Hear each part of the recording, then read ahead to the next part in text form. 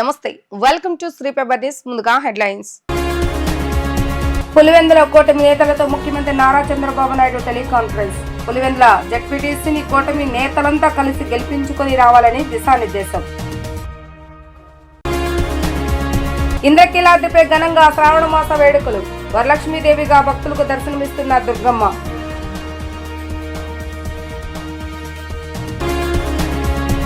CIA green building summit లో పాల్గొన్న మంత్రి నారాయణ. రాజధాని అమరావతిలో హరిత భవనాల నిర్మాణానికి ప్రభుత్వం ప్రాధాన్యత ఇస్తుందని వ్యాఖ్య. పులివెందుల జెడ్పీటీసీని కూటమి నేతలంతా కలిసి ఒక సంకల్పంతో గెలుచుకొని రావాలని సీఎం చంద్రబాబు నాయుడు నేతలకు దిశానిర్దేశం చేశారు. తాను పులివెందుల అభివృద్ధిపై ప్రత్యేక దృష్టి సారిస్తానని వెల్లడించారు. పులివెందుల జెడ్పీటీసీ ఉప ఎన్నికపై TDP incharge BTech Ravi, MLA Adinarayana Reddy, MLC Ram Gopal Reddy, జిల్లా అధ్యక్షుడు శ్రీనివాస్ రెడ్డి, ఇతర 40 మంది నేతలపై సీఎం టెలికాన్ఫరెన్స్ నిర్వహించారు. టీడీపీ హయాంలోనే పులివెందులకు కృష్ణా జలాలు అందించి పంటలను కాపాడామన్నారు. ఇప్పుడు జెడ్పీటీసీని గెలిపించుకు రండి, పులివెందుల అభివృద్ధిపై ప్రత్యేక ఫోకస్ పెట్టి జగన్ చేయని విధంగా అభివృద్ధి చేద్దామని చెప్పారు. కూటమి ప్రభుత్వం అందిస్తున్న పథకాలను జనంలోకి తీసుకువెళ్లాలని అన్నారు. శ్రావణ శుక్రవారం, అందులోనూ వరలక్ష్మీదేవి వ్రతం సందర్భంగా ఇంద్రకీలాద్రిపై ఎటు చూసినా ఆధ్యాత్మిక శోభ దర్శనమిస్తోంది. ఉదయం నుంచే భక్తులతో ఇంద్రకీలాద్రి పోటెత్తుతుంది. అమ్మవారి దర్శనం కోసం కిలోమీటర్ల మేర క్యూ లైన్ లో భక్తులు బారులు తీరారు. తెల్లవారుజాము నుంచే పెద్ద ఎత్తున భక్తులు ఇంద్రకీలాద్రికి చేరుకొని జగన్మాతను దర్శించుకొని మొక్కులు చెల్లించుకుంటున్నారు. నేడు వరలక్ష్మీదేవి వ్రతంతో శ్రావణ శుక్రవారం కూడా కలిసి రావడంతో ఇంద్రకీలాద్రి భక్తులతో కెటకెటలాడింది. ఇంద్రకీలాద్రి ఘాట్ రోడ్ నుంచి అమ్మవారి అంతరాలయం వరకు భక్తులు క్యూ లైన్ లో బారులు తీరారు.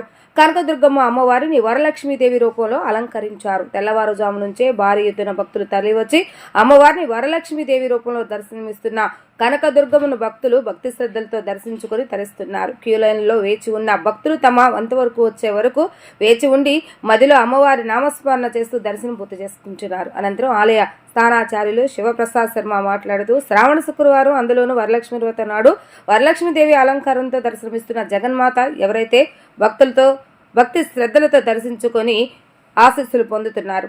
నేడు వరలక్ష్మి వ్రతాలు ఆచరించడం ద్వారా మహిళలకు సౌభాగ్యాన్ని ప్రసాదించడంతో పాటు అష్టైశ్వర్యాలు, సకల శుభాలు సిద్ధిస్తాయని తెలిపారు. పూర్ణిమకి ముందు వచ్చేటటువంటి శుక్రవారము వరలక్ష్మి వ్రత శుక్రవారము. అందువల్ల ఈరోజు చతుర్దశి, వరలక్ష్మి వ్రతం శుక్రవారము. అందువల్ల అమ్మవారికి తెల్లవారుజామునే స్నపనాభిషేకం నిర్వర్తించి వరలక్ష్మి అమ్మవారిగా సర్వాంగ సుందరంగా సకల శోభాయమానంగా ఆలయ అర్చక స్వాములు అలంకారం చేసి ఉన్నారు. ఈ వరలక్ష్మి వ్రతం నాడు ఎవరైతే ఆ అమ్మవారిని ఆరాధిస్తారో వారికి సకల సౌభాగ్యాలు సిద్ధిస్తాయి, ఆయురారోగ్య ఐశ్వర్యాలు ఉంటాయి, ఆజన్మాంతం సౌమంగళ్య సిద్ధి కలుగుతుంది అని చెప్పి మనకి దేవి భాగవతాది గ్రంథాల్లో విశేషంగా వర్ణించడం జరిగింది. అందువల్ల ఈ వరలక్ష్మి వ్రత శుక్రవారం నాడు ఎవరైతే వరలక్ష్మి వ్రతం చేసుకుంటారో వారికి సౌభాగ్య సిద్ధి, మరి అష్టైశ్వర్యములు కూడాను కలుగుతాయి. అందువల్ల 50 మంది భక్తులు అందరూ కూడా ఈ వరలక్ష్మి అమ్మవారిని దర్శనం చేసుకుని ఆయురారోగ్య ఐశ్వర్యాలతో వర్ధిల్లాలని కోరుకుంటూ అమ్మవారి యొక్క దివ్య శుభాశీస్సులు. రాజధాని అమరావతిలో హరిత భవనాల నిర్మాణానికి ప్రభుత్వం ప్రాధాన్యత ఇస్తుందని పురపాలక పట్టణాభివృద్ధి శాఖ మంత్రి నారాయణ పేర్కొన్నారు. వాటి నిర్మాణాన్ని ప్రోత్సహించేందుకు ఇంపాక్ట్ ఫీజు, రేరా రిజిస్ట్రేషన్ ఫీజుల్లో ప్రత్యేక రాయితీలు ఇస్తామని ప్రకటించారు. నగరంలో CII Indian green building council రాష్ట్ర ప్రభుత్వ భాగస్వామ్యంతో సమిట్ 2025లో ముఖ్య అతిథిగా మంత్రి నారాయణ పాల్గొని ప్రసంగించారు. ఈ సందర్భంగా ఆయన మాట్లాడుతూ రాష్ట్రంలో హరిత భవనాల విస్తీర్ణం పెంచాలని సీఎం చంద్రబాబు నాయుడు పలు సూచనలు చేశారు. పర్యావరణ హిత భవనాల నిర్మాణమే ప్రస్తుత వాతావరణ పరిస్థితులకు ప్రత్యామ్నాయమని అన్నారు. గ్రీన్ హైడ్రోజన్ వ్యాలీ, 20 గిగావాట్ల పునరుత్పాదక విద్యుత్ ప్రాజెక్టులు, ప్రకృతి వ్యవసాయం వంటి ప్రాజెక్టులను ప్రభుత్వం ప్రోత్సహిస్తుందని ఆయన పేర్కొన్నారు.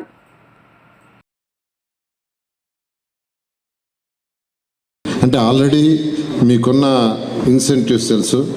మీకున్న దాంట్లో ఇంతవరకు ఏంటంటే బిల్డింగ్స్ సంబంధించి పర్మిట్ ఫీజులో 20% డిస్కౌంట్ ఉంది. డెవలప్మెంట్ ఛార్జెస్లో 4 వాయిదాలు కట్టుకున్నట్టుగా ఉంది. అదేవిధంగా 3 ఏళ్లలో ఓసీ కానిస్తే స్టాంప్ డ్యూటీలో 20% డిస్కౌంట్ అవి ఉన్నాయి. నిన్నే సెక్రటరీ గారు నేను డిస్కస్ చేసుకొని యాక్చువల్గా నిన్న evening I think 6 o'clock file sign చేసాం.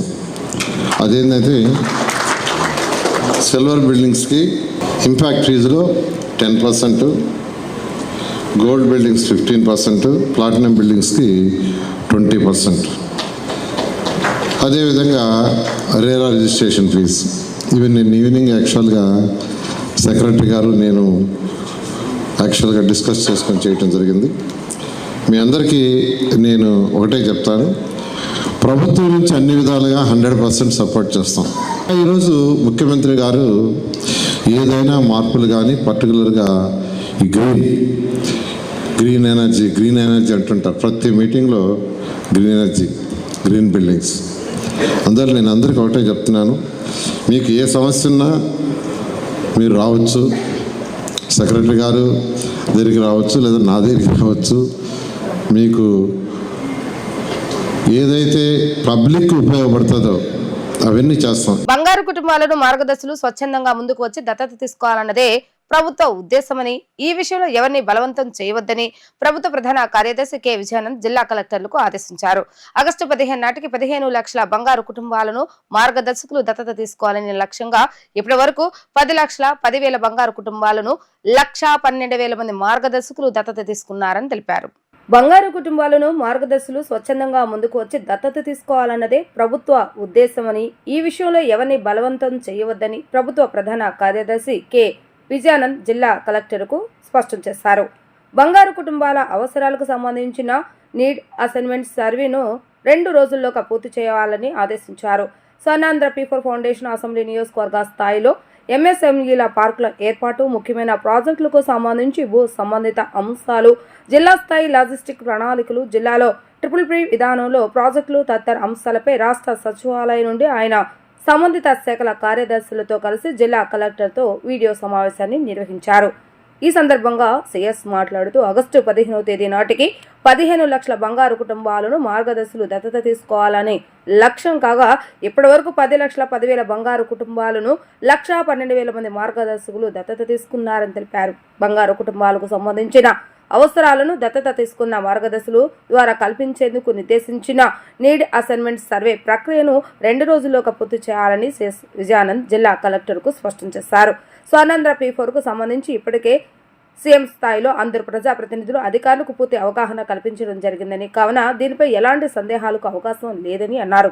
అంతేకాక P4 పై సందేహాలు నివృత్తి చేసుకునేందుకు ప్రత్యేకంగా హ్యాండ్ బుక్ ను కూడా రూపొందించి అందరూ జిల్లా కలెక్టర్లకు షేర్ చేయడం జరిగిందని, దానిలోని అన్ని అంశాలపై పూర్తి అవగాహన ఏర్పరచుకుని ఆ ప్రకారం ఈ యొక్క కార్యక్రమాన్ని విజయవంతంగా ముందుకు తీసుకెళ్లేందుకు తగు చర్యలు తీసుకోవాలని ఆదేశించారు.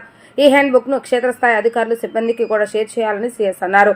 అనంతరం జిల్లా పబ్లిక్ ప్రైవేట్ పార్ట్నర్షిప్ ప్రాజెక్టులకు సంబంధించి మాట్లాడుతూ ప్రాధాన్యత క్రమంలో భూమిని గుర్తించాలని కలెక్టర్లను సిఎస్ విజయానంద్ ఆదేశించారు. రాష్ట్రంలో ప్రజాస్వామ్యం ఉందా లేదా అనే అనుమానం కలుగుతుందని మాజీ వైసీపీ మంత్రి బొత్స సత్యనారాయణ ఆరోపించారు. వ్యవస్థలు చట్ట ప్రకారం పనిచేయాలే తప్ప రాజకీయ పార్టీలకు తొత్తులుగా మారకూడదని అన్నారు. వైఎస్ఆర్ కడప జిల్లాలో స్థానిక సంస్థల ఉప ఎన్నికల సందర్భంగా శాంతి భద్రతలు అధికార పార్టీకి అండగా నిలుస్తున్న పోలీస్ యంత్రాంగంపై విజయవాడలో వైసీపీ ప్రతినిధి బృందం గవర్నర్ అబ్దుల్ నజీర్ ను కలిసి ఫిర్యాదు చేశారు.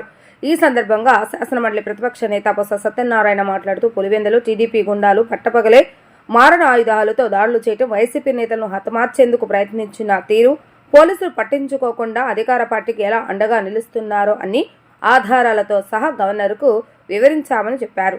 నిష్పక్షపాతంగా ఎన్నికలు జరిగేలా చర్యలు తీసుకోవాలని కోరారు. వైసీపీ ఎమ్మెల్సీ రమేష్ యాదవ్, వేల్పుల రవి ఇతరులను హతమార్చేందుకు ప్రయత్నించారని చెప్పారు. ఈ దాడులు చూస్తుంటే ఈ రాష్ట్రంలో ప్రజాస్వామ్యం ఉందా అనే అనుమానం కలుగుతుందని అన్నారు. బీసీ నాయకుడు రమేష్ యాదవ్ శాసనమండలి సభ్యుడిగా ఉన్నారు. ఆయనకు కనీస రక్షణ కల్పించవలసిన బాధ్యత పోలీసులపై లేదా అని వారు ప్రశ్నించారు. రాష్ట్రంలో శాంతి భద్రతలు పూర్తిగా నిర్వీర్యం అయ్యాయని అన్నారు. తక్షణమే గవర్నర్ దీనిపై దృష్టి పెట్టి కడప జిల్లాలో స్థానిక సంస్థల ఉప ఎన్నికలు నిష్పక్షపాతంగా, చట్టబద్ధంగా, శాంతియుత వాతావరణంలో జరిగేలా చర్యలు తీసుకోవాలని కోరారు. రమేష్ యాదవ్ 15 వర్గం వాడు, ఒక బీసీ.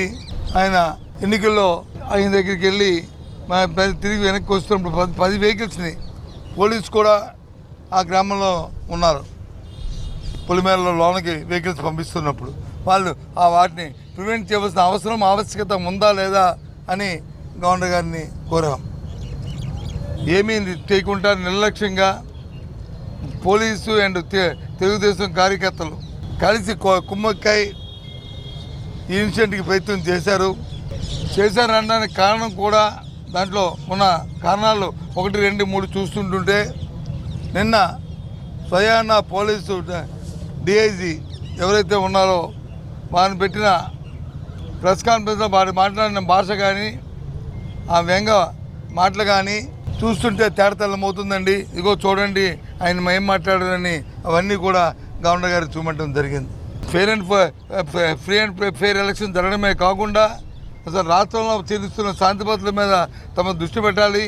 మీరు చెప్తుంటారు కదా, ఇది మీ ప్రభుత్వం, మన ప్రభుత్వం, ఇది నా ప్రభుత్వం, దిస్ మై గవర్నమెంట్ అని. మరి మీ గవర్నమెంట్లో ఏ రకంగా జరుగుతున్నాయో ఆలోచించండి. చట్టాన్ని ఏ రకంగా చేతుల్లో తీసుకొని చట్ట వ్యతిరేకంగా ఏ రకంగా ప్రవర్తిస్తుందో ఈ ప్రభుత్వం, ఈ దుష్ట ప్రజలను ఏ రకంగా చేస్తున్నారో ఆలోచించమని చెప్పని వారిని కోరడం జరిగింది. వారు స్పందించారు. దీని మీద ఇంకోటి కూడా చెప్పాము. నేను రోజున ఎలక్షన్ కమిషన్ కూడా కలిసాము.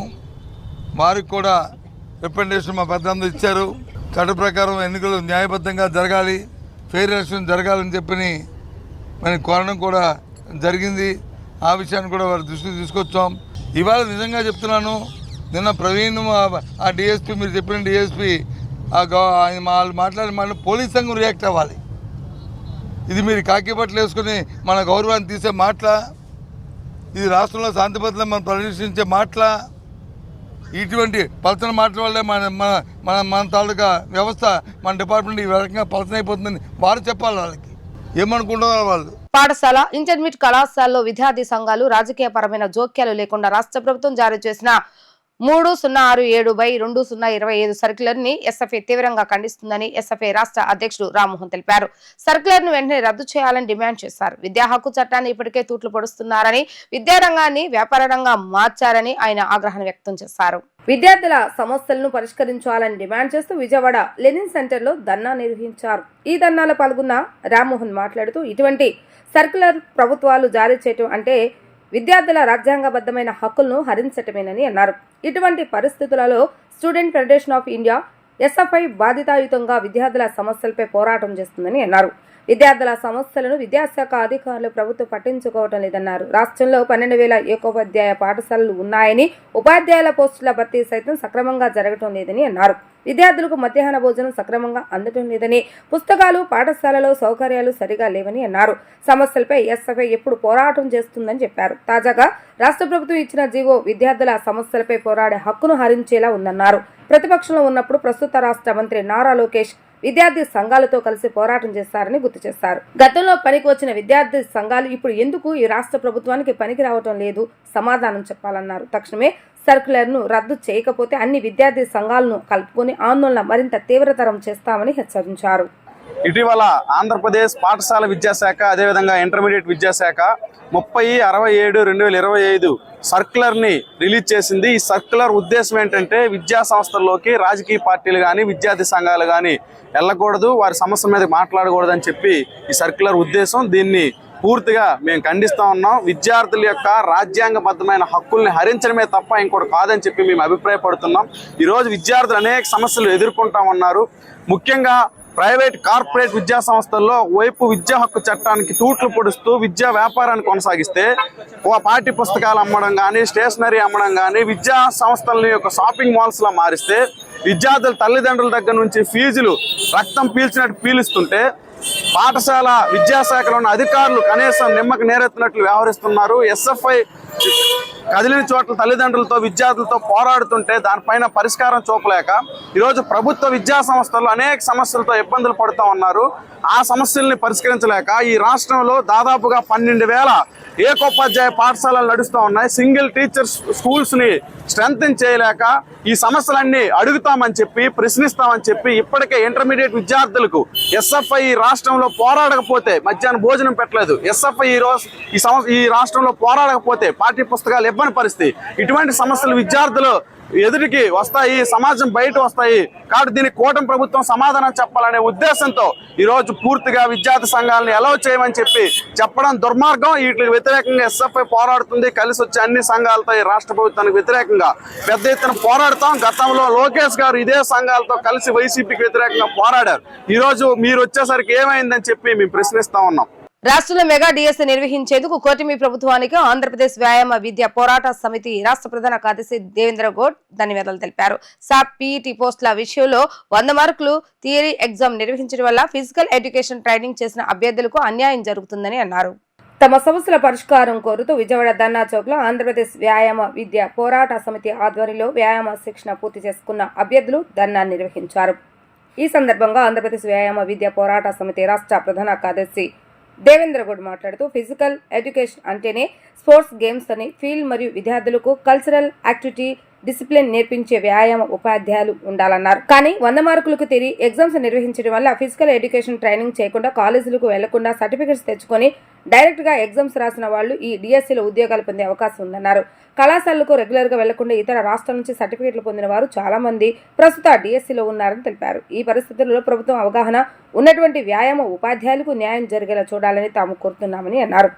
డిఎస్సీ సర్టిఫికేట్ వెరిఫికేషన్ లో స్పెషల్ కమిటీని ఏర్పాటు చేసి ఫేక్ సర్టిఫికేట్స్ ను మరియు ప్రభుత్వ ప్రైవేట్ రంగాల్లో ఉద్యోగాలు చేస్తూ రెగ్యులర్ ట్రైనింగ్ కోర్సుని కాలేజీకి వెళ్లకుండా సర్టిఫికేట్ తీసుకున్న వారిపై తగు చర్యలు తీసుకోవాలని, వారిని డిఎస్సీ నుండి తొలగించాలని కోరుతూ ఆందోళన చేపడుతున్నట్లుగా వారు వివరించారు.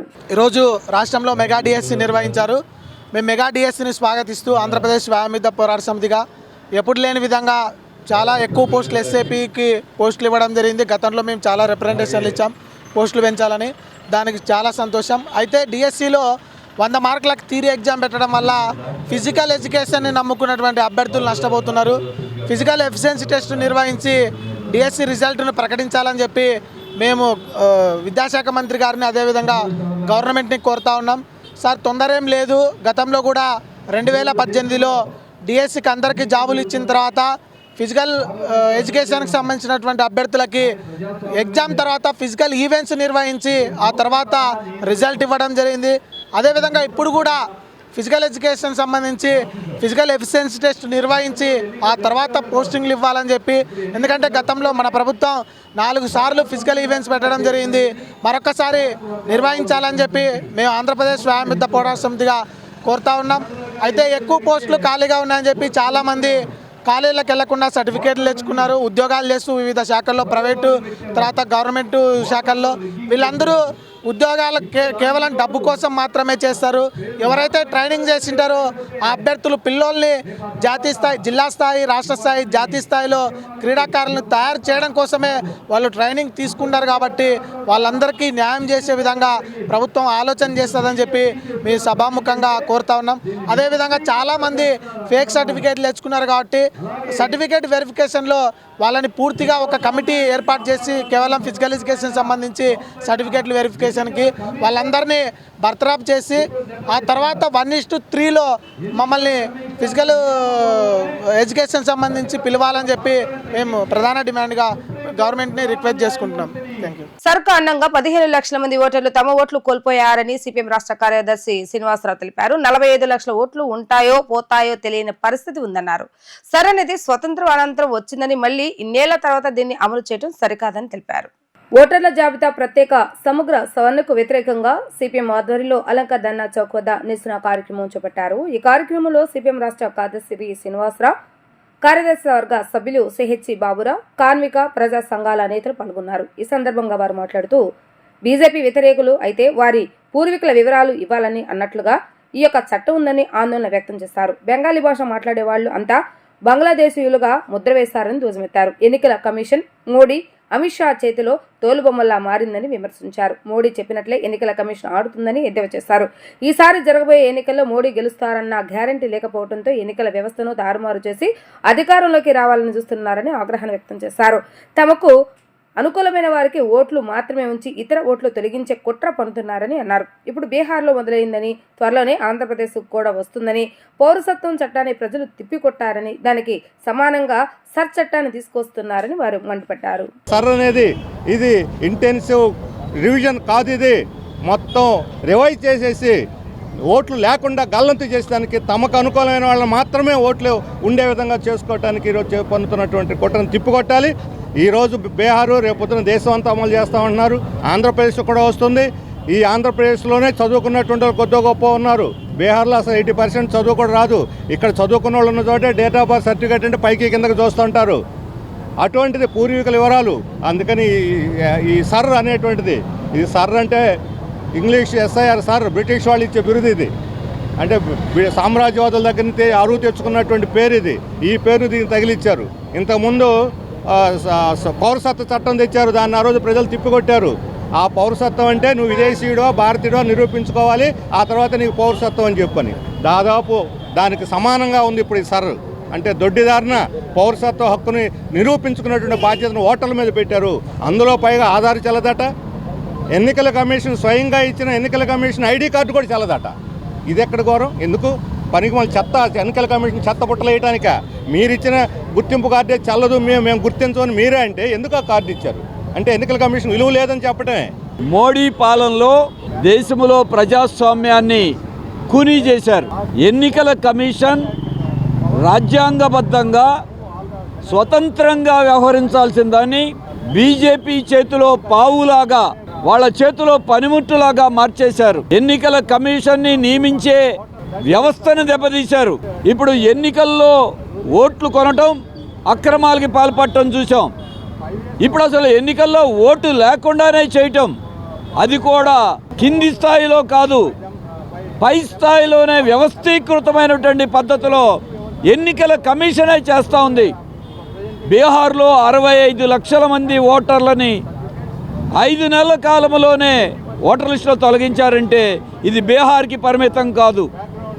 ఆంధ్రప్రదేశ్తో మొదలుకొని దేశమంతా రేపు రాబోయే కాలంలో జరిగేది అదే. అంటే బీజేపీ గెలవాలి, బీజేపీతో ఉన్నవాళ్లే గెలవాలి, మిగతా వాళ్ళు గెలవటానికి వీలు లేకుండా అడ్డదారులు తొక్కుతూ ఉన్నారు. దీని మీద పార్లమెంటులో చర్చించడానికి వీలు లేకుండా కోర్టులో ఉందని అడ్డుకుంటున్నారు.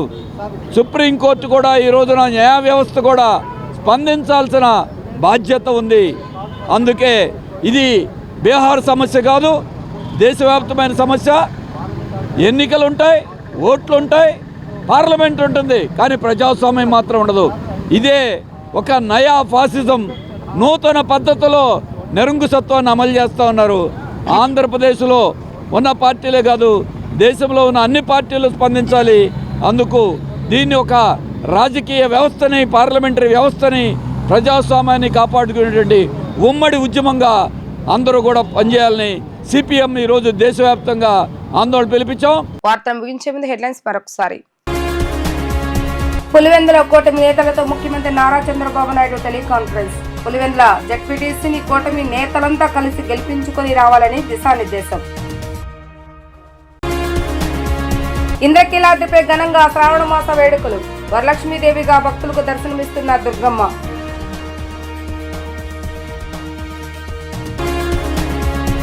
CIA గ్రీన్ బిల్డింగ్ సమ్మిట్ లో పాల్గొన్న మంత్రి నారాయణ. రాజధాని అమరావతిలో హరిత భవనాల నిర్మాణానికి ప్రభుత్వం ప్రాధాన్యత ఇస్తుందని వ్యాఖ్య. ఇవి ఈ రోజు వార్తా విశేషాలు. మరలా తిరిగి ప్రసారమే వార్తలు మళ్ళీ కలుద్దాం. అంతవరకు సెలవు, నమస్కారం.